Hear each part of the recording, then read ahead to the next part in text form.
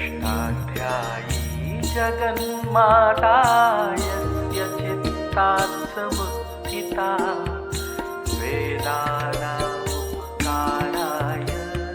तस्मै पाणिनये नमः।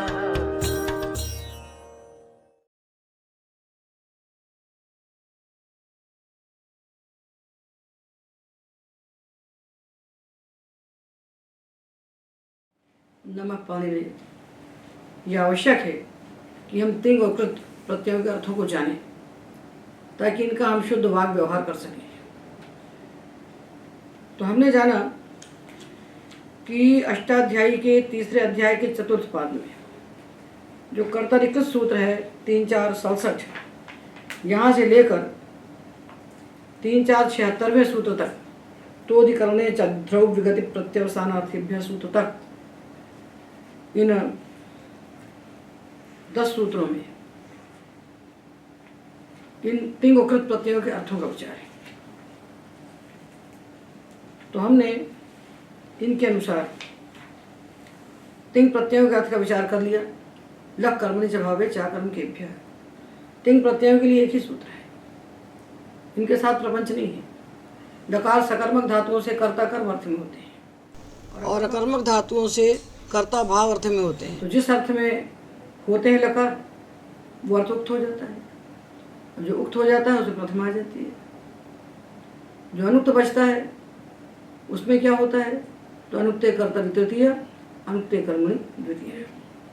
ये हम लोग पढ़ चुके हैं और खलर्थ प्रत्ययों के अर्थ का विचार भी कर चुके हैं। खलर्थ प्रत्यय भाव कर्म अर्थ में ही होते हैं। और बात चल रही तिक्ता प्रत्यय की। तिक्ता प्रत्यय का क्या अर्थ होता है, तो सामान्य अर्थ उसने कह दिया कि तयोरेव। तिक्ता प्रत्यय का अर्थ होता है भाव और कर्म। ये सूत्र ने कहा विधान जब करता है सूत्र निष्ठा, निष्ठा सूत्र जब विधान करता है निष्ठा प्रत्ययों का तो दोनों एक साथ आते हैं। तक्ता उतु निष्ठा भूते का अधिकार करते हैं। 3-2-84 से भूते का अधिकार किया और 3-2-102 में निष्ठा का विधान किया। तो निष्ठा प्रत्यय जब विहित होता है तो भूतार्थ में विहित हुआ, किंतु वहां बैठकर इसके अर्थ का ज्ञान नहीं होता। वहां प्रत्यय का विधान हो रहा है, अर्थ यहाँ पता चलेगा। तो यहाँ सूत्र कहता है कि निष्ठा प्रत्यय में से युक्ता प्रत्यय है उसका अर्थ होता है भाव कर्म। और तवतु का क्या अर्थ होता है, क्या अर्थ होता है उसको तो कहीं नहीं कहा, तो सामान्य हो गया तो कर्तरीकृत। तो तवतु का अर्थ होगा कर्तरीकृत। तवतु प्रत्यय हमेशा सदा सर्वदा कर्ता अर्थ में ही आता है। तवतु प्रत्यय का अर्थ कभी भी भाव कर्म नहीं होता, वो सदा सर्वदा कर्ता अर्थ में आता है।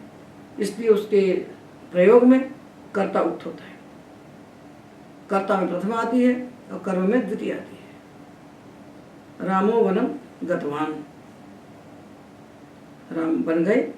देवदत्ता पुस्तकम पठितवान, देवदत्ता कटम कृतवान।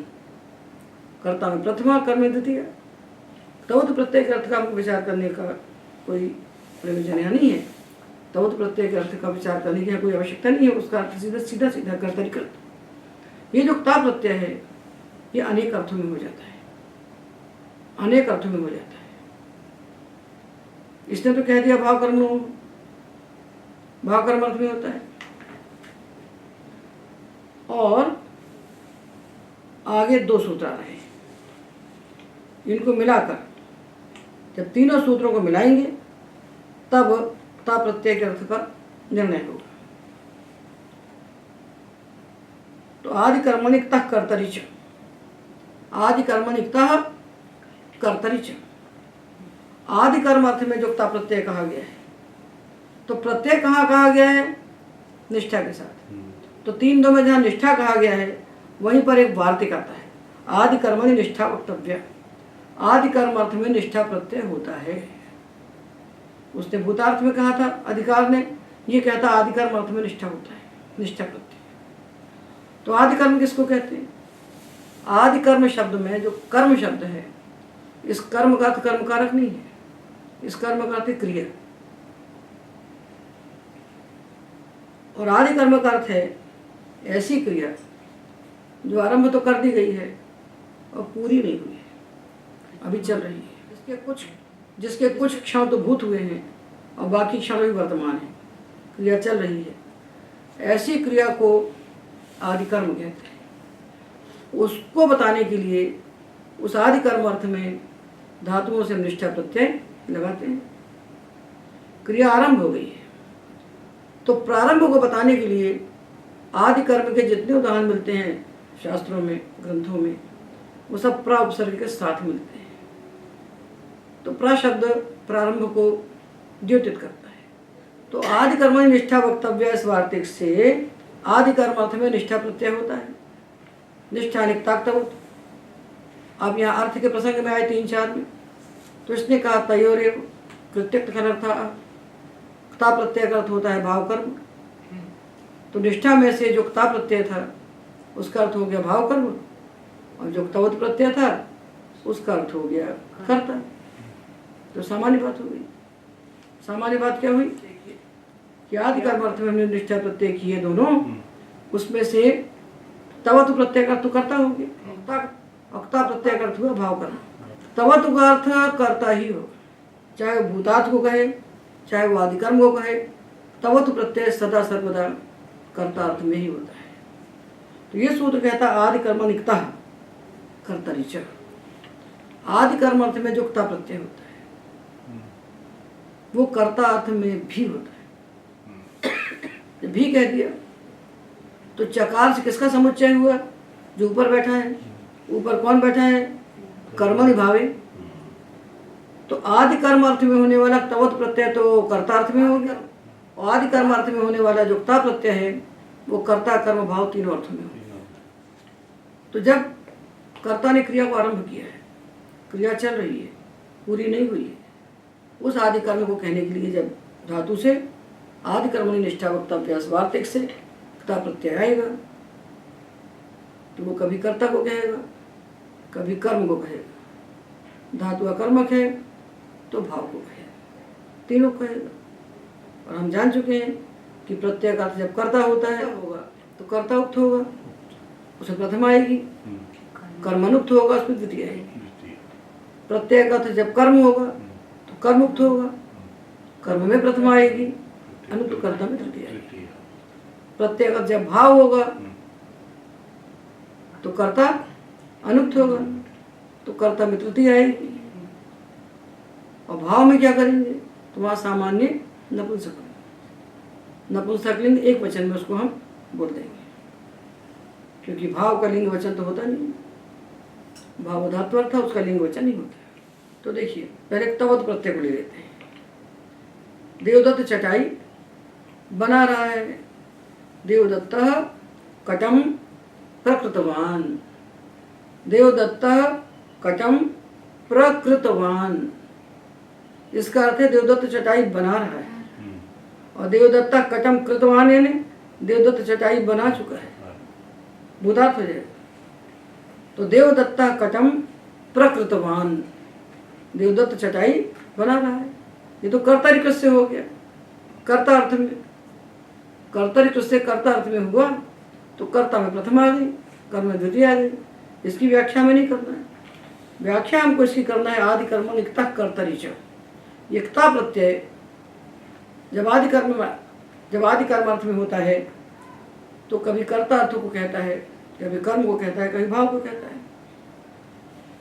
तो जब आदि कर्म अर्थ में एकता प्रत्यय कर्ता को कहेगा तो कर्ता प्रथम आ जाएगी। देवदत्त कटम प्रकृतः, कर्ता अर्थ में आया तो देवदत्त कर्ता जो है, तो जो कर्ता है देवदत्त उक्त हो गया, कर्मानुक्त हो गया।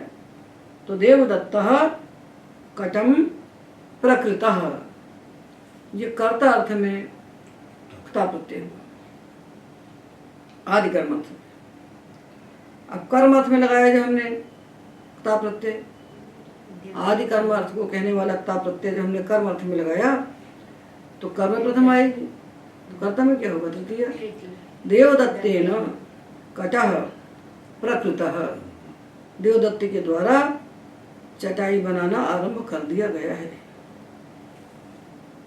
देवदत्त कटम प्रकृतः, देवदत्त ने चटाई बनाना आरंभ कर दिया। देवदत्तेन कटः प्रकृतः, देवदत्त के द्वारा चटाई बनाना आरंभ कर दिया गया है। तो कुछ धातु तो अकर्मक होते हैं और कुछ धातु सकर्मक होते हुए भी यदि वक्ता कर्म को नहीं बोलना चाहता है, वाक्य में कर्म की विवक्षा नहीं करता है, तो सकर्मक धातु भी अकर्मक हो जाते हैं। तब वहां आपको सामान्य नपुंसकम करना पड़ेगा। तो देवदत्त ने चटाई बनाना आरंभ किया, तो देवदत्ते ने कटः प्रकृतः, और देवदत्त ने आरंभ कर दिया है, तब क्या करेंगे? भावार्थ में हुआ प्रत्यय। देवदत्तेन प्रकृतम, देवदत्तेन प्रकृतम, यह आदि कर्म अर्थ में होने वाला निष्ठा प्रत्यय है। कभी कर्ता अर्थ में होता है, कभी कर्म में, कभी भाव में। तो भाव कर्म में तो हो ही रहा था तयोरेव से। इस सूत्र ने क्या किया? कर्ता अर्थ में किया और चकार से उन दोनों को समुच्चय कर दिया। देवदत्तः ओदनम प्रभुक्तः, देवदत्त ओदनम प्रभुक्तः, देवदत्त ने भात खाना आरंभ कर दिया है। ये कर्ता अर्थ। देवदत्तेन ओदनः प्रभुक्तः, देवदत्त के द्वारा भात खाना आरंभ कर दिया गया है, ये कर्म अर्थ हुआ। और देवदत्तेन प्रभुक्तम, देवदत्त के द्वारा खाना आरंभ कर दिया गया है, ये भाव अर्थ हुआ। तो आदि कर्म अर्थ में होने वाला जो निष्ठा प्रत्यय वो कर्ता कर्म भाव तीनों अर्थ में होता है। तो तीनों के वाक्य हमने आपको बताए हो रहे हैं। ये जो यहाँ बताया जा रहा है, ये प्रकरण जो चल रहा है, ये हमको प्रत्ययों के अर्थ बता रहा है। ये बहुत अच्छे सावधानी रखिए कि ये जो 10 सूत्र हम आपको बता रहे हैं, 3, 4, 67 से लेकर के 76 तक, इनमें कोई सूत्र प्रत्यय का विधान नहीं कर रहा है। प्रत्यय इसके पहले विहित हो चुके हैं। लिखिकता प्रत्यय जो हुआ 3-2-84 से 3-2-122 तक भूते का अधिकार है, भूते का अधिकार है। इस अधिकार में जुक्ता प्रत्यय कहा गया है। ये प्रत्यय भूत अर्थ में होगा, भूतार्थ वृत्ति धातु से होगा। उसके बाद 3-2-123 से अधिकार आएगा वर्तमाने का, वर्तमाने लट 3-2-123 आएगा, यहां से वर्तमाने लट का अधिकार आरंभ होगा। इसमें विक्ता प्रत्यय का विधान किया गया है। वर्तमाने में भी ईत अक्ता मति बुद्धि पूजा थे व्यश्च, ये सूत्र आएंगे, अक्ता प्रत्यय का विधान करेंगे। तो इस वर्तमानार्थ, इस वर्तमानाधिकार में आने वाला जुक्ता प्रत्यय है, उसका अर्थ होगा वर्तमान। उससे जब ता प्रत्यय लगाएंगे तो उसका अर्थ ये नहीं होगा कि क्रिया पूरी हो गई। राज्ञाम मतः, राज्ञाम बुद्धः, राज्ञाम पूजितः। राज्ञाम मतः यानी राजा के द्वारा जो सम्मानित है, राज्ञाम बुद्धः, राज्ञाम मतः, राज्ञाम पूजितः, जो राजा का सम्मानित है, राजा के द्वारा सम्मानित है वर्तमान में, उसको कहने के लिए युक्ता प्रत्यय है। तो राज्ञाम पूजिता का क्या हो जाएगा? यदि भूतार्थ होगा तो कि पहले राजा के द्वारा पूजित था, राजा नहीं पूछता इसको। तो ऐसे प्रत्ययों को वर्तमान के अधिकार में रखते हैं। तो ऐसा हमेशा नहीं समझना कि युक्ता का मतलब भूत का है। युक्ता भूत अर्थ में भी होता है, युक्ता वर्तमान अर्थ में भी होता है। और छात्र से हसितम, ये भाव अर्थ में। सताम गतम, सज्जनों का गमन। छात्र से हसितम, रुदितम, ये भाव तुक कहता है, करता है। तुक्ता प्रत्यय का अर्थ वर्तमान है कि भूत है, ये सब बताने के लिए सूत्र कहे जा चुके हैं। अब क्या कहा जा रहा है? अब आपको वाक्य रचना के लिए बताया जा रहा है कि प्रत्यय कर्ता को कह रहा है, कि कर्म को कह रहा है, कि भाव को कह रहा है। तदनुसार हम विभक्ति को प्रयोग करेंगे। तो हमने ये अभी तक जान लिया कि जुक्ता प्रत्यय है वो भाव कर्मार्थ को कहता है, ये सामान्य बात है। और आदि कर्मार्थ में होता है तो कर्तरिच, कर्तार्थ को भी कह देता है। अब एक सूत्र और है, इसको पद लिया तो क्ता प्रत्यय के अर्थ का पूरा विचार हो जाएगा। ये गत्यर्था कर्म का श्लिष शींग स्थास वस जन रु जीरतिभ्यश्च, जो गत्यर्थक धातु है, जो अकर्मक धातु है, ऐसा क्यों कह रहे हैं? एक हो जाएगा, दोबारा रहे हैं, ऐसा क्यों कह दिया? तो अब आगे एक सूत्र आएगा और 76वां सूत्र पुनः आएगा। तो ये 72 और 76, ये दो सूत्रों को यदि हम पा लेते हैं तो क्ता प्रत्यय अर्थ का पूरा विचार हो। गत्यर्था कर्म का श्लिष शींग स्थास वस जन रु जीरतिभ्यश्च, जो गत्यर्थक धातु है, जो अकर्मक धातु है, और श्लिष शींग स्था आस वस जन रुह और जीर्यति कहा तो दिवादिगण का जीर्य धातु आ गया। इन धातुओं से होने वाला जो क्ता प्रत्यय है वो कर्ता अर्थ में होता है। और क्या कह दिया? तो चकारात भाव कर्म अर्थ में भी हो। जो धातु इस सूत्र में पढ़े गए हैं, इस सूत्र में पठित धातुओं से होने वाला क्ता प्रत्यय कर्ता कर्म भाव तीनों अर्थों को कहेगा, तीनों अर्थों को कहेगा। और इनसे भिन्न जो धातु है उनसे होने वाला क्ता प्रत्यय भाव कर्म अर्थ को ही कहेगा। और आदि कर्म अर्थ में होगा तो कर्ता कर्म भाव तीनों को कहेगा। अर्थ वाले तो ये जो गत्यर्थक धातु हैं, इनसे जब हम क्ता प्रत्यय करते हैं तो इसका अर्थ कर्ता भी हो सकता है, कर्म भी हो सकता है, और वाक्य में कर्म नहीं है तो भाव भी, तो भाव अर्थ हो सकता है। तो देवदत्ता ग्रामम गतः, देवदत्ता ग्रामम गतः, देवदत्त गांव गया। किस अर्थ में हुआ प्रत्यय? कर्ता अर्थ में। तब तो देवदत्त प्रथम आ गई, ग्राम में द्वितीय आ गई। क्यों ऐसा हुआ? क्योंकि धातु का अर्थ गति है। देवदत्ता ग्रामम गतः, देवदत्त गांव गया। पर देवदत्ता पतिता नहीं कह सकते हम, क्योंकि पठ धातु से कर्म, वहां तो देवदत्तेन पतितम कहना पड़ेगा, देवदत्तेन ग्रंथा पतिता कहना पड़ेगा। तो ध्यान से देखिए, बहुत से गत्यर्थक धातु के धातु पाठ में, तो यदि धातु गत्यर्थक है तो आप दोनों प्रकार से वाक्य रचना कर सकते हैं। कर्ता में प्रत्यय लगा करके कर्म में द्वितीय, और कर्म में प्रत्यय लगा करके कर्ता में तृतीय। तो देवदत्ता ग्रामम गता के साथ प्रत्यय किया, कर्ता अर्थ में किया, तो कर्ता में प्रथम आ गई, कर्म में द्वितीय आ गई। अब देवदत्तेन ग्रामः गतः, देवदत्त के द्वारा गांव जाया गया, ये प्रत्यय हो गया कर्म अर्थ में। तो ग्राम जो कर्म है वो उक्त हो गया, उक्ते कर्मणि प्रथमा, अभीते तो प्रथमा ही भवती, प्रथमा होगी। कर्तानुक्त रह गया, तनुक्ते कर्तरि तृतीया। देवदत्तेन ग्रामः गतः। अब गांव को हटा दिया वाक्य से तो क्रिया कर्मक हो गई। तो देवदत्तेन गतम, भाव अर्थ में प्रत्यय हुआ, कर्तानुक्त हो गया, तो अनुक्ते कर्तरि तृतीय हो गई। तो देवदत्ता ग्रामम गतः, देवदत्तेन ग्रामः गतः, देवदत्तेन गतः, ये तीनों हो गए। ये बात हो गई गत्यर्थक धातुओं की। अब कोई भी गत्यर्थक धातु आप ले लीजिए, उदाहरण के लिए एक बता दिया। अब अकर्मक धातु लीजिए जिसका कर्म नहीं है, ग्लई धातु है, ग्लई हर्षक्षय, ग्लई हर्षक्षय ग्लान होना अकर्मक है। तो देवदत्ता ग्लानः, देवदत्त ग्लान हुआ, दुखी हुआ। देवदत्तेन ग्लानम, धातु अकर्मक है तो तीन थोड़े बनेंगे, अकर्मक है तो दो ही बनेंगे, कर्ता और भाव, कर्ता और भाव। और सकर्मक है तो कर्ता कर्म भाव, तीन तीन धातु सकर्मक है तो तीन बनेंगे उदाहरण, कर्ता कर्म भाव। और धातु अकर्मक है तो दो उदाहरण बनेंगे, कर्ता और भाव। आस धातु भी अकर्मक है, श्लेष क्यों नहीं दिया पहले?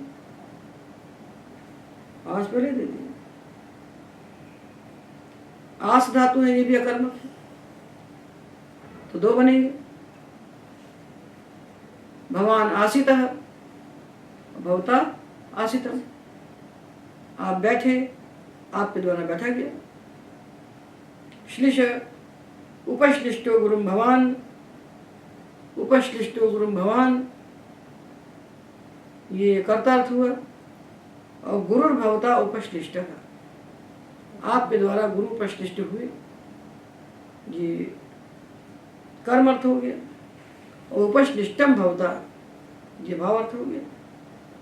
उपश्लिष्टो गुरुम भवान कर्ता अर्थ हुआ, तो कर्ता में प्रथमा, कर्म में द्वितीय। उपश्लिष्टो गुरुर्भवता, प्रत्यय कर्म अर्थ में हुआ, तो कर्म प्रथमा, कर्ता में तृतीय। उपश्लिष्टम भवता, क्ता प्रत्यय भाव अर्थ में हुआ, तो कर्ता में तृतीय। और उक्तांत में नपुंसकलिंग एक वचन। अब शींग धातु है, यह कर्मक है, तो दो वाक्य बनेंगे। जब कर्ता को कहेगा तो उपशयितो गुरुम भवान, तो शींग धातु है। उपशयितो गुरुम भवान, आप गुरु के पास सोए, तो भवत हो गया कर्ता और गुरु हो गया अनुक्त कर्म, उसमें द्वितीय आ गई, प्रत्यय कर्तार्थ में हुआ। और भवता गुरु, गुरु उपशयितः, आपके द्वारा गुरु के पास सोया गया, तो गुरु हो गया उक्त कर्म, कर्म अर्थ प्रत्यय हो गया। और उपशयितम भवता, ये भाव अर्थ प्रत्यय हो गया। स्था धातु है। उपस्थितो गुरुम भवान, आप गुरु के पास उपस्थित हुए, ये कर्तार्थ है। उपस्थितो गुरुर्भवता, ये कर्म अर्थ प्रत्यय हुआ। और उपस्थितम भवता, आपके द्वारा उपस्थित हुआ गया, ये भावार्थ हो गया। आस धातु उपासितो गुरुम भवान, आपने गुरु की उपासना की, ये कर्तार्थ में हुआ, कर्ता प्रत्यय। उपासितो गुरुर्भवता, आपके द्वारा गुरु की उपासना की गई। उपासितम भवता, आपके द्वारा उपासना की गई, ये भावार्थ हो गया। वस अनुषितो गुरुम भवान, आप गुरु के पास रहे, ये कर्तार्थ प्रत्यय हुआ। अनुषितो गुरुर्भवता, आपके द्वारा गुरु के पास निवास किया गया, ये कर्म अर्थ हुआ। और अनुषितम भवता, आपके द्वारा रहा गया, ये भाव अर्थ में हुआ। वस धातु से क्ता प्रत्यय किया, तो उषित कैसे बन गया? वच्यादि है, तो संप्रसारण। क्रीडागम कैसे हो गया? वच्यादि होने से संप्रसारण हो गया, धातु तो वस धातु अनिट है ना, क्रीडागम कैसे हुआ? वसति क्षुधो रिक्ष, वसति क्षुधो रिक्ष धातु जन धातु।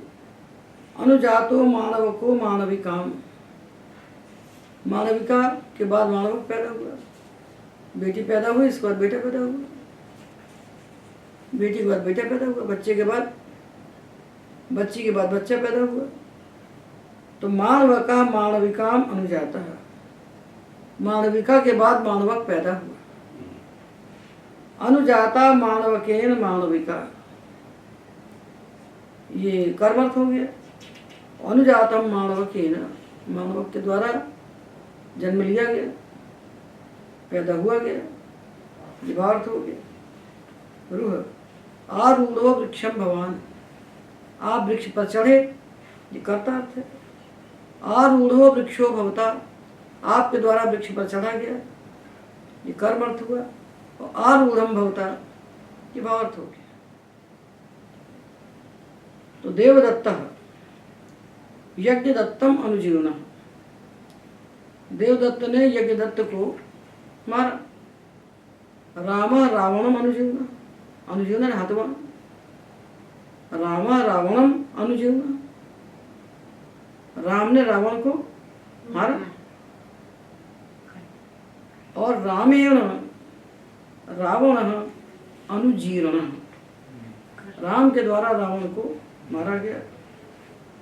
और रामेण अनुजीवनम, राम के द्वारा मारा गया। भावार्थ में हुआ तो सामान्य नपुंसकम, औत्सर्गिकम एक वचनम, ये बन गया। इतने धातुओं के लिए हमें सावधान रहना है कि इतने धातुओं के साथ होने वाला युक्ता प्रत्यय है, इन धातुओं से होने वाला युक्ता प्रत्यय है, इतने धातुओं से होने वाला युक्ता प्रत्यय है, वो कर्ता कर्म भाव तीनों अर्थ में हो सकता है। और ये हम जान चुके हैं कि जिस अर्थ में प्रत्यय होता है वो अर्थ उक्त होता है, और जो अर्थ उक्त होता है उसमें प्रथमार्थी है, और जो अनुक्त होते हैं अर्थ, उनमें अनुक्त कर्म में द्वितीय, अनुक्त कर्ता में तृतीय। ये बात तो हो गई। अब प्रश्न उठता है मन में कि भाई आपने गत्यर्थक कहा और अकर्मक धातु कहा।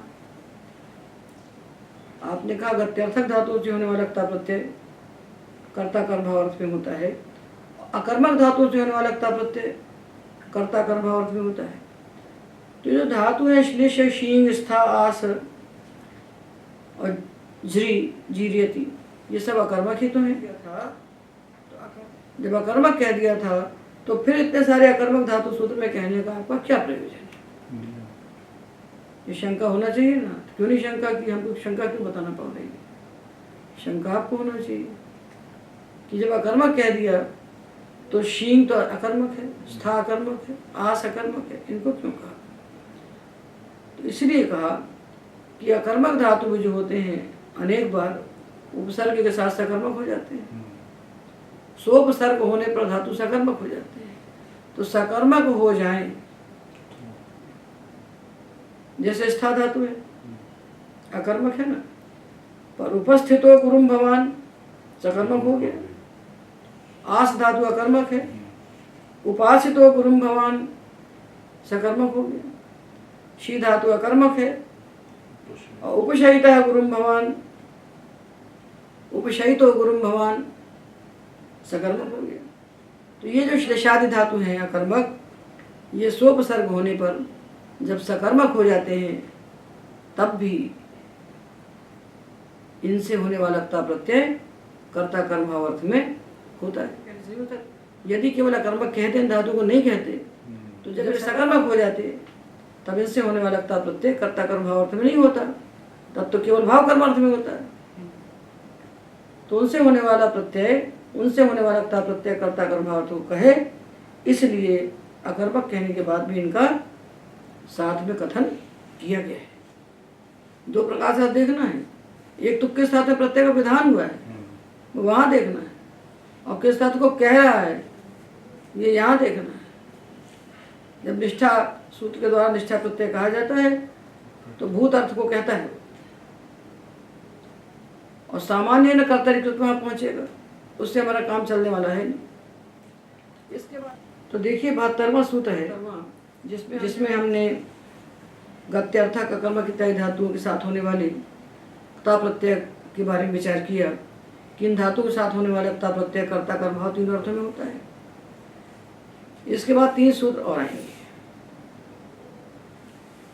किंतु इन 3 सूत्रों का संबंध क्ता प्रत्यय से नहीं है, इसलिए इनके अर्थ को बाद में कहेंगे। पहले क्ता प्रत्यय के अर्थ का विचार हम कर लेते हैं। तो अब ये सूत्र आ रहा 76वां, तोधिकरणे च द्रव्य गति प्रत्यवसानार्थेभ्यः। तोधिकरणे च द्रव्य गति प्रत्यवसानार्थेभ्यः। ये सूत्र भी क्ता प्रत्यय के अर्थ को कह रहा है। ये मत समझिएगा कि सूत्र क्ता प्रत्यय लगा रहा है। प्रत्यय लगाने का काम समाप्त हो चुका। कर्तरिकृत के पहले 3-4-67 के पहले 3-4-66 तक धातुओं से लगाए जाने वाले प्रत्यय पूरे हो गए। अब 67वें सूत्र से लगे हुए प्रत्ययों के अर्थ का विचार किया जा रहा है कि प्रत्यय जो लगाए इनका अर्थ क्या है। इसलिए ऐसा नहीं समझना चाहिए, कौमुदी पढ़ के भ्रम होता है इनको कि ये सूत्र प्रत्यय लगा रहा है। ये प्रत्यय नहीं लगा रहा है। प्रत्यय लगाने की बात 66वें सूत्र में समाप्त हो चुकी। ये 66वां सूत्र है 3-4-66 पर्याप्त वचनेश्वरम अर्थेषु। यहाँ आगे समाप्त हो गया प्रत्यय लगाने का काम। अब प्रत्यय के अर्थ का विचार करने का काम आरंभ हुआ, उसके बाद लक्ष्य आएगा। तो प्रकरण के अनुसार काम कह रहे हैं। तो तोधिकरणे च द्रव्य गति प्रत्यवसानार्थेभ्य, ये जो क्ता प्रत्यय है अधिकरणे च, अधिकरण अर्थ में भी होता है। तो चकार ने किसका समुच्चय किया? कर्ता कर्म भाव। तीन है, ऊपर से कर्ता कर्म भाव तीन चले आ रहे हैं। अभी तक हमने पढ़ा कि क्ता प्रत्यय का अर्थ कर्ता होता है, कर्म होता है, भाव होता है। किससे कर्ता कर्म होता है, किससे किससे भाव कर्म होता है, किससे कर्ता अर्थ भी होता है, ये हमने पढ़ लिया। अब ये कह रहा है सूत्र कि द्रव्य गति प्रत्यवसानार्थेभ्य धातुभ्य विहितः तत् प्रत्यय, द्रव्य गति प्रत्यवसानार्थेभ्य धातुभ्यो विहितः तत् प्रत्यय अधिकरणे भवति चकारात् यथा प्राप्तम। जो धातु द्रव्यार्थक है, गत्यर्थक है और प्रत्यवसानार्थक है और प्रत्यवसानार्थक है। प्रत्यवसान का अर्थ होता है भोजन। जिन धातुओं का अर्थ है जाना अथवा भोजन करना, अथवा जो द्रव्यार्थ है, द्रव्यार्थ अकर्म का जो अकर्मक है। जो धातु अकर्मक है, गत्यर्थक है और भोजनार्थक है, इन धातुओं से होने वाला क्ता प्रत्यय अधिकरण अर्थ में भी होता है और चकारात् यथा प्राप्तम। और चकार कहने से इसके पहले जो जो अर्थ कहे गए हैं उन अर्थों में हो जाएगा। तो कौन कौन से अर्थ कहे गए हैं? कर्ता कर्म भाव। तो कर्ता कर्म भाव और अधिकरण चार अर्थों में हो गए। तो अधिकरण अर्थ किन से होगा? जब ये द्रव्य गति प्रत्यवसानार्थ धातु होंगे तो। पर ध्यान रखिए कि सूत्र प्रत्यय का विधान नहीं कर रहा है। ऐसा कभी नहीं कहना कि इस सूत्र से क्ता प्रत्यय हो गया। ये सूत्र कहे जा रहे हैं, प्रत्यय नहीं लगा रहे हैं। जो लगाए जा चुके हैं प्रत्यय, उनके अर्थों को विचार कर रहे हैं। तो जो द्रव्यार्थक धातु है, अकर्मक है, उनसे चार अर्थ कैसे हो सकते हैं जब कर्म ही नहीं है? तो अकर्मक धातुओं से होने वाला जो क्ता प्रत्यय, उसका अर्थ होगा कर्ता, भाव और अधिकरण। और जब गत्यर्थक धातु होंगे तो चार अर्थ हो जाएंगे, कर्ता, कर्म, भाव और अधिकरण। और जो प्रत्यवसानार्थक धातु होंगे, भोजनार्थक, इनसे होने वाले क्ता प्रत्यय का अर्थ होगा कर्म, भाव और अधिकरण। तीन ही प्रकार के हैं। तो अकर्मक धातुओं से होने वाला क्ता प्रत्यय कर्ता, भाव और अधिकरण को कहेगा। गत्यर्थक धातुओं से होने वाला क्ता प्रत्यय कर्ता, कर्म, भाव और अधिकरण को कहेगा। और प्रत्यवसानार्थक धातुओं से होने वाला क्ता प्रत्यय कर्म, भाव, अधिकरण को कहेगा। इनके उदाहरण हम देख लें। तो सूत्र में पहले द्रव्यार्थ कहे गए हैं, तो पहले द्रव्यार्थ के उदाहरण लेते हैं। द्रव्यार्था अकर्मका, द्रव्यार्थक धातु ने अकर्मक धातु। अकर्मक धातुओं से कर्ता अर्थ में क्ता प्रत्यय। देवदत्ता आसीता, देवदत्त बैठा, ये कर्ता अर्थ हो गया। देवदत्तेन आसितम, ये भाव अर्थ हो गया। और इदम येषाम आसितम, ये इनके बैठने का स्थान है, इनके बैठने का आसन है। कोई स्थान है जिस पर देवदत्त बैठता है, तो आप कहिए ये इदम येषाम आसितम, इदम अस्य आसितम, इदम देवदत्त से आसितम, इदम येषाम आसितम, ये इन लोगों के बैठने का स्थान है। तो आसिते अस्मिन् इति आसितम, आसिते अस्मिन् इति आसितम, जिसमें बैठा जाए वो आसित है, जिसको हम आसन कहते हैं। जिसको आसन कहते हैं ना, वही आसितम है। तो देवदत्ता आसितः, तो देवदत्ता आसितः, देवदत्तेन आसितम और देवदत्तस्य आसितम, देवदत्त का आसन, बैठने का स्थान। इदम येषाम आसितम, ये इन लोगों के बैठने का स्थान है। ये तीन अर्थ हो गए अकर्मक धातुओं से, कर्ता, कर्म और कर्ता, भाव और अधिकरण। द्रव्यार्थक धातुओं से क्ता प्रत्यय के तीन अर्थ हुए, कर्ता, भाव और अधिकरण। और गत्यर्थक धातुओं से चार अर्थ होंगे। देवदत्ता ग्रामम यातः, देवदत्ता ग्रामम गतः, देवदत्त गांव गया, ये कर्ता अर्थ हुआ। तो देवदत्त प्रथम आ गई, कर्म द्वितीय। देवदत्तेन ग्राम याता, देवदत्त के द्वारा गांव जाया गया। ये कर्म अर्थ हो गया। देवदत्त में प्रथम, देवदत्त में तृतीय और ग्राम में प्रथम। और देवदत्तेन यातम, देवदत्त के द्वारा जाया गया। ये कौन सा अर्थ हुआ? ये भाव अर्थ हुआ। इदम येषाम यातम, ये कौन सा अर्थ हुआ? अधिकरण। इदम येषाम यातम, ये इनका जाने का स्थान है। यायते अस्मिन इति यातम, यायते अस्मिन इति यातम, ये इनका जाने का मार्ग है। ये इनके जाने का मार्ग है। युक्ता प्रत्यय अधिकरण अर्थ में हुआ गत्यर्थक धातु से, ठीक है ना। तो गत्यर्थक धातु से चार अर्थ हो गए। अब हम लेते हैं प्रत्यवसानार्थक धातु। प्रत्यवसानम भोजन, प्रत्यवसान का अर्थ है भोजन, खाना। इनसे कर्म, भाव और अधिकरण, तीन अर्थों में प्रत्यय होगा। तो कर्म अर्थ में देवदत्तेन ओदनः भुक्तः, देवदत्त ने ओदन खाया, देवदत्तेन ओदनो भुक्तः। तो कर्म अर्थ में हुआ, तो कर्म जो ओदन है उसे प्रथम आ गई, अनुक्त कर्ता में तृतीय आ गई। और जब भाव अर्थ में करेंगे तो देवदत्तेन भुक्तम, देवदत्त के द्वारा खाया गया। तो सामान्य नपुंसकम, औत्सर्गिकम एक वचनम क्लीबत्वम च। सामान्य में जहाँ कुछ नहीं कहा जाए, सामान्य में जहाँ कुछ नहीं कहा जाता वहाँ औत्सर्गिक एक वचन होता है, नपुंसक लिंग होता है। ये दो हुए। और तीसरा हुआ अधिकरण। इदमेषाम भुक्तम भोजन स्थानम भुज्यते अस्मिन् इति भुक्तम, जहाँ खाया जाए। इदमेषाम भुक्तम, ये इनके खाने का स्थान है। ये हो गया। ये अधिकरण युक्ता प्रत्यय के सारे अर्थों का विचार हमने कर लिया। आप प्रश्न उठाते हैं कि कथम भुक्ता ब्राह्मणा पीता गावा कहते हैं, भुक्ता ब्राह्मणा खा चुके ब्राह्मण और पीता गावा पी चुकी गाय, ये कैसे बनता है? भुक्ता ब्राह्मणा पीता गावा जो बना, जो आपको दिख रहा है कर्तार्थ में हुआ है, तो प्रत्यवसानार्थक धातुओं से कर्तार्थ में नहीं हो रहा है। भुक्ता ब्राह्मणा में बना हुआ, ये जो भुक्त शब्द बना है, भुक्त, ये भुज धातु से क्ता प्रत्यय करके जो भुक्त शब्द ने बनाया है, उससे मत्वर्थी अच प्रत्यय किया गया है, तद्धित प्रत्यय है। भुक्तम अस्य अस्ति इति भुक्तः, भुक्तम अस्य अस्ति इति भुक्तः, ये मत्वर्थी अच प्रत्यय किया है, तो भुक्त बन गया। तो दिखेगा जो का त्यों।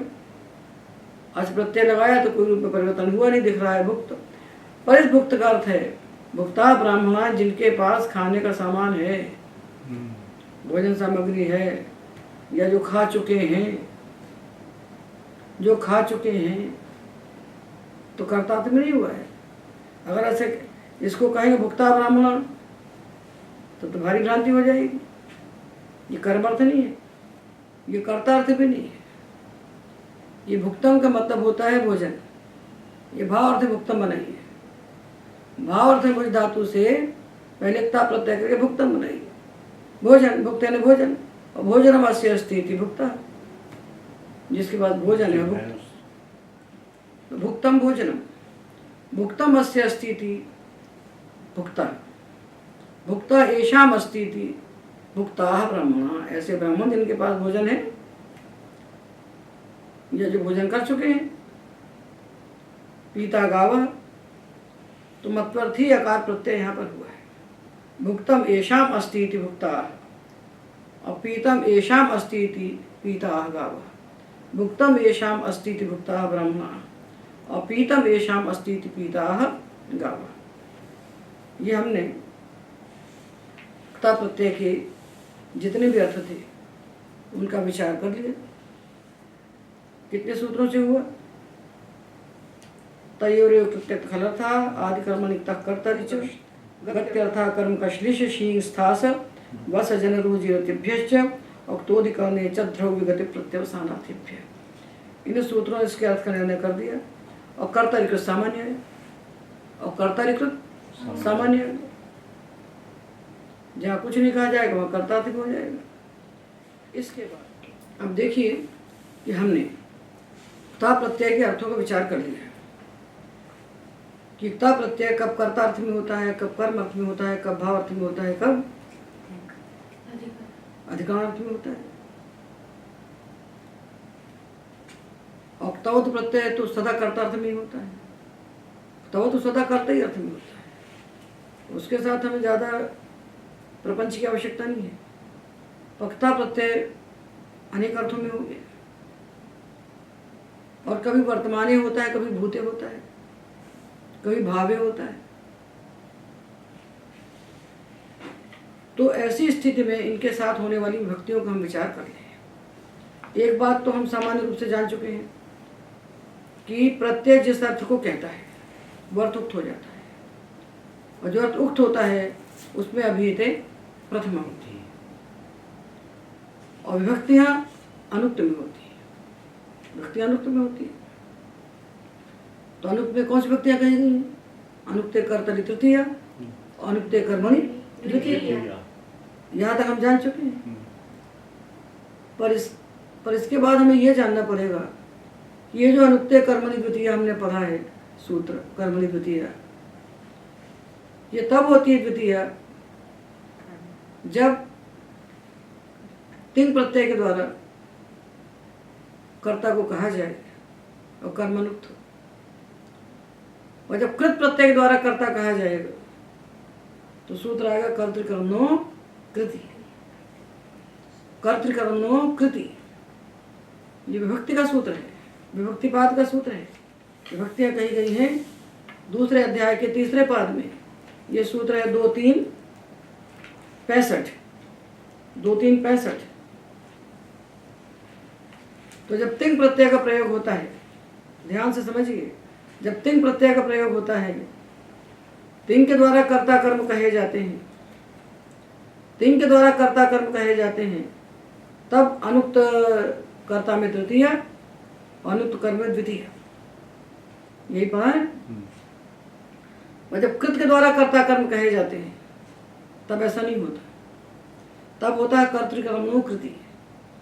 कृत के प्रयोग में अनुक्त कर्ता में और अनुक्त कर्म में षष्ठी विभक्ति होती है। तो हमने प्रत्यय किया भाव अर्थ में, भवतः शायिका, भवतः आशिका, आपके सोने की बारी, आपके सोने की पारी, भवतः शायिका। तो हमने प्रत्यय किया भाव अर्थ में। तो पहले सामान्य रूप से हम समझ लें कृत योगा षष्ठी को, फिर हम ता प्रत्यय की बात करेंगे, क्योंकि ता प्रत्यय को समझने के लिए कर्तृकर्म कृति को समझनी पड़ेगा।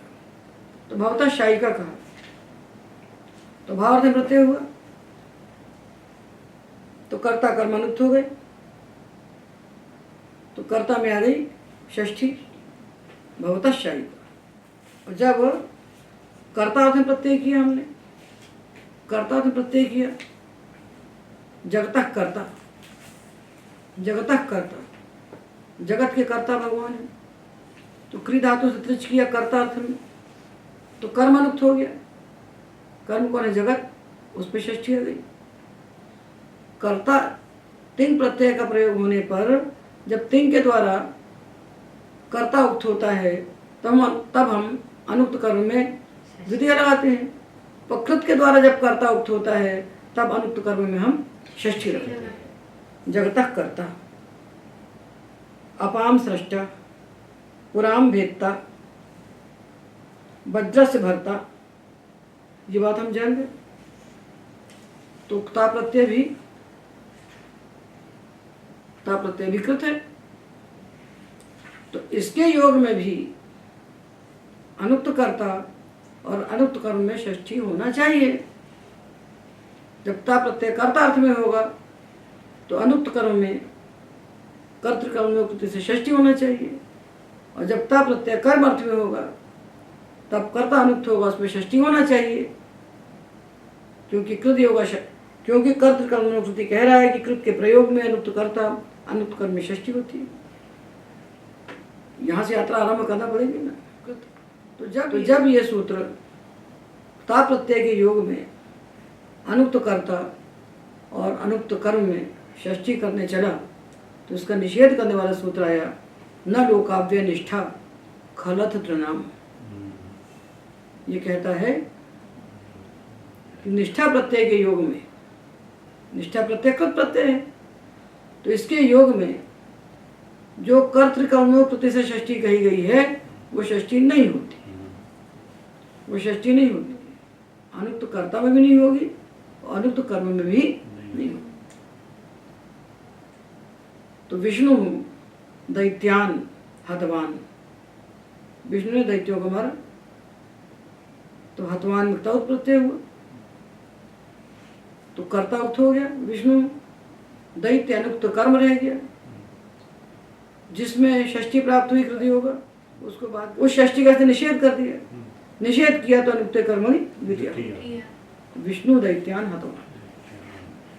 और जब ता प्रत्यय किया कर्म अर्थ में तो हता बना। हता के ता प्रत्यय ने किसको कहा? कर्म को, दैत्य को। तो विष्णु ना दैत्या हता, विष्णु ना दैत्या हता, विष्णु के द्वारा दैत्य मारे गए। तो दैत्य कर्म है, उसको तुक्ता प्रत्यय ने कह दिया तो उसमें आ गई प्रथमा। विष्णु अनुक्त करता था, उसमें कृति होगा षष्ठी प्राप्त थी, उसका निषेध इसने कर दिया तो उसमें अनुक्त कर्तरी तृतीय। ये व्यवस्था है निष्ठा प्रत्यय के लिए विभक्तियों की। ये सामान्य व्यवस्था हुई। निष्ठा प्रत्यय कृत प्रत्यय है, उनके योग में कृति होगा षष्ठी जब प्राप्त होती है तो न लोकाव्य निष्ठा खलत्र नाम सूत्र उसको रोक देता है। तब उनके योग में क्या होगा? अनुक्ते कर्तरि तृतीय, अनुक्ते कर्मणि तृतीय। ये सामान्य जैसे थे वहां पहुंच गए। अब इन प्रत्ययों की बात करते हैं, अमुक्ता प्रत्यय की बात करते हैं। तो सूत्र आता है तस्य च वर्तमाने। जोक्ता प्रत्यय वर्तमान काल अर्थ में कहा जाता है। वर्तमाने के अधिकार में ता प्रत्यय करने वाले दो सूत्र हैं, 3-2-187 यी तख्तः और 3-2-188 मति बुद्धि पूजा थेभ्यश्च।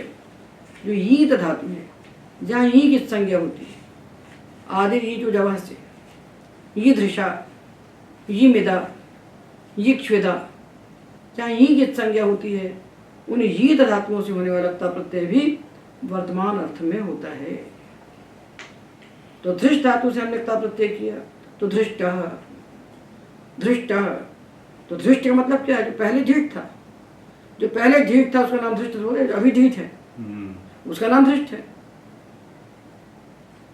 तो यीत धातुओं से होने वाला निष्ठा प्रत्यय,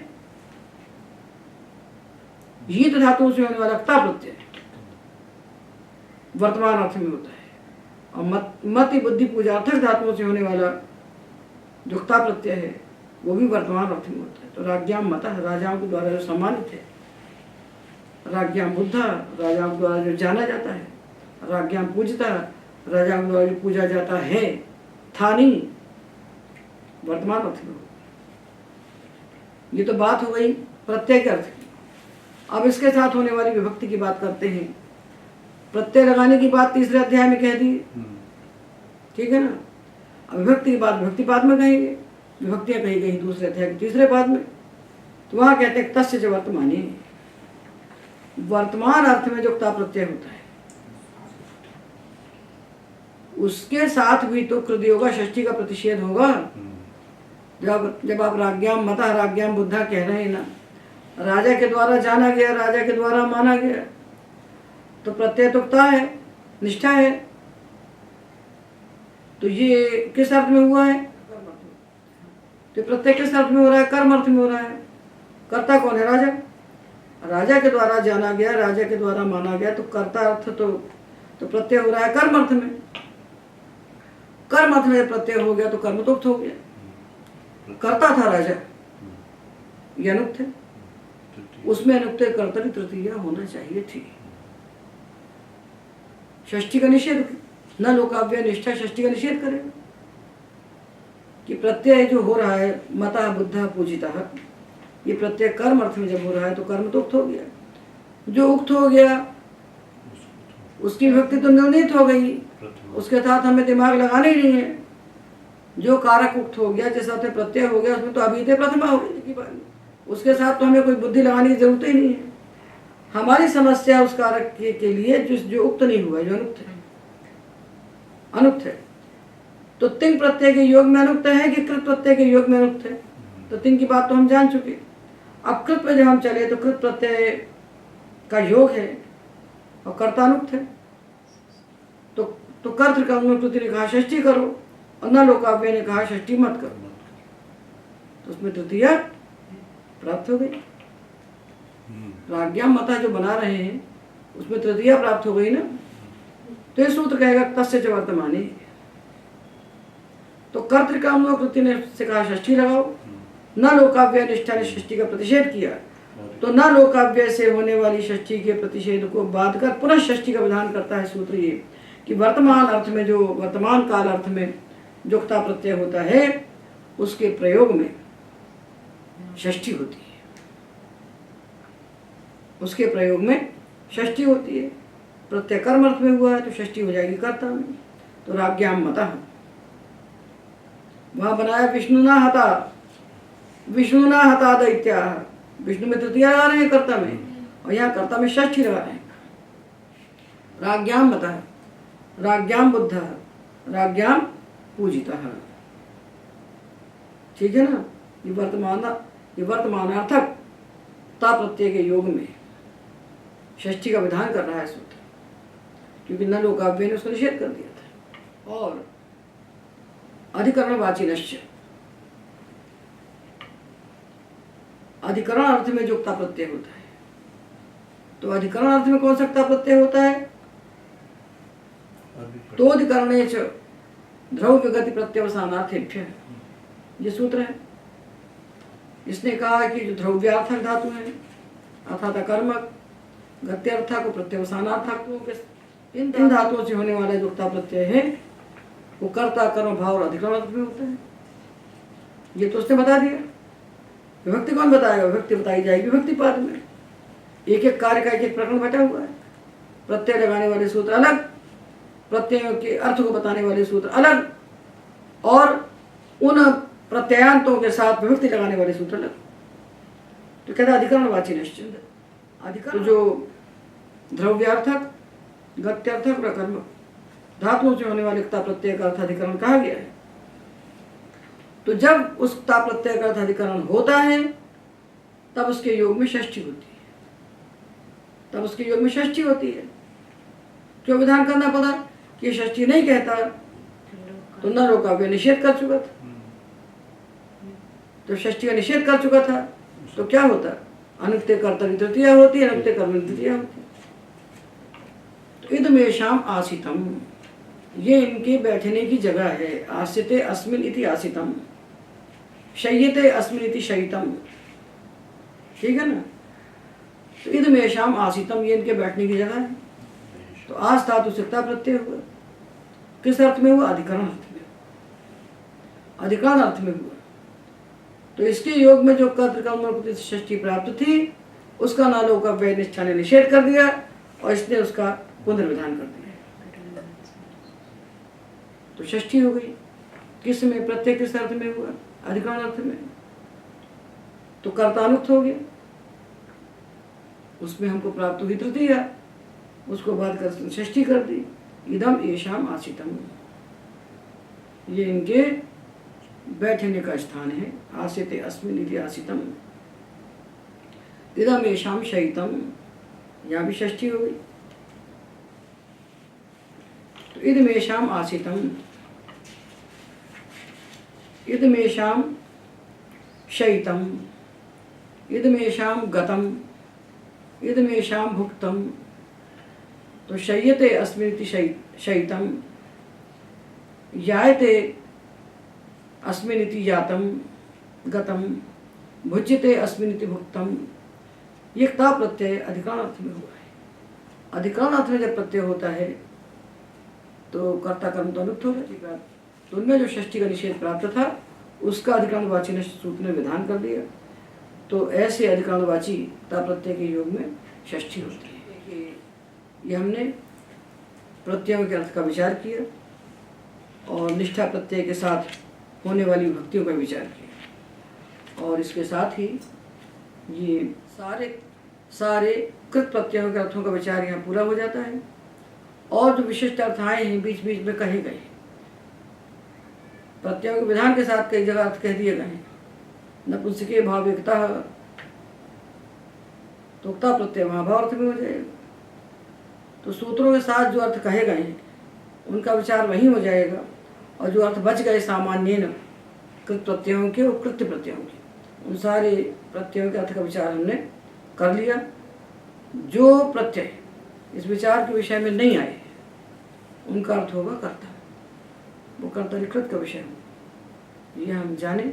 और इसके साथ ही कृत और कृत्य प्रत्ययों के अर्थ का विचार पूरा है। इसके बाद दाश गोघ्न संप्रदाय सूत्र है जो कहता है दाश और गोघ्न ये दो शब्द संप्रदान अर्थ में निपातन से बनते हैं। संप्रदान अर्थ में निपातन से बनते हैं। दाशंति तस्मै इति दाशः और आगताय तस्मै दातुम गाम घ्नन्ति इति गोघ्नः। अर्घारो अतिथि, पूजा के योग्य अतिथि जिसको गाय दी जाए, ऋत्विक इत्यादि। तो ये संप्रदान उक्त हो गया। तो उक्त संप्रदान में प्रथम आ जाएगी, जो भी कारक उक्त होगा उसमें प्रथम आएगी। दिएते अस्मै इति दाशा जब कह दिया, दाशंति तस्मै इति दाशा जब कह दिया, तो दाश प्रथमा में आ गया। कहाँ संप्रदान हो गया ना, वो चतुर्थी कहाँ है, जैसे प्रथम आ गई। भीमादयो अपादानी, ये भीमादि शब्द जो इसमें पढ़े गए हैं ये उनादि प्रत्यांत शब्द हैं। ये अपादान अर्थ में निपातन से बनते हैं। भीमः, भीष्मः, भयानकः, वरुः, चरुः, भूमिः, रजः, संस्कारः, संक्रंदनः, प्रपतनः, समुद्रः, स्रुवः, स्रुक्खलतिः, ये दिए गए हैं इस गण के भीतर। ये अपादान अर्थ में निपातन से बनते हैं। तो अपादान में पंचमी आएगी, प्रथमा जाएगी। ये दो विषयांतर हो गई। प्रत्यय अर्थ कहे जा रहे हैं इसलिए इनको यही रखना पड़ेगा, अन्यत्र रख नहीं सकते।